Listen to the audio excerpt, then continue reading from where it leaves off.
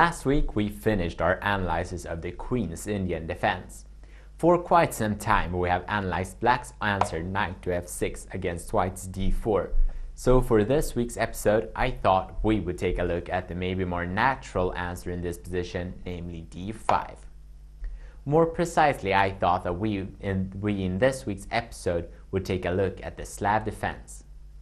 The Slav defense is introduced already in the second move after White's c4 by Black's c6.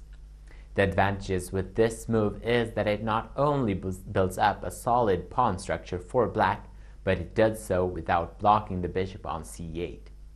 In difference from the Queen's Gambit decline, which occurs after Black's e6 instead of c6. Some of you might wonder why Black should play c6 at all and not only capture on c4 with the pawn.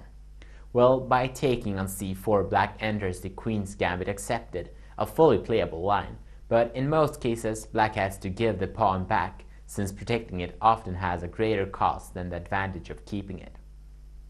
Even if the variation is called a gambit, White gets the pawn back in almost all variations without much struggle. So even though a capture on c4 gives Black a pawn, Black can only keep it in the short run, making the capture an average move and not better than c6.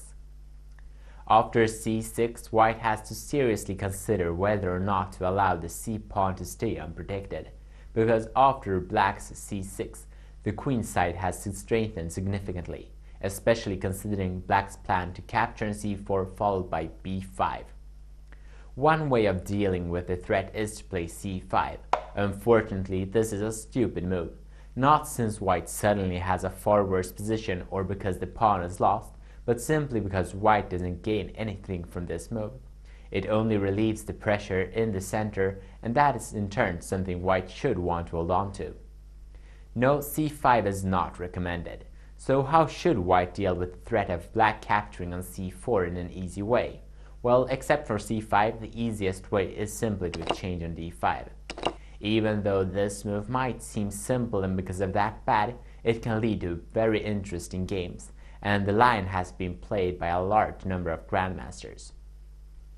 Unfortunately, many players have used the symmetrical design for prearranged draws by playing knight to c3, followed by knight to c6, knight to f3, knight to f6, bishop to f4, bishop to f5, and as we see, Black copies White's move, and after e3, e6, bishop to d3, an exchange on d3, bishop to d6, and an exchange on d6, followed by both players castling kingside.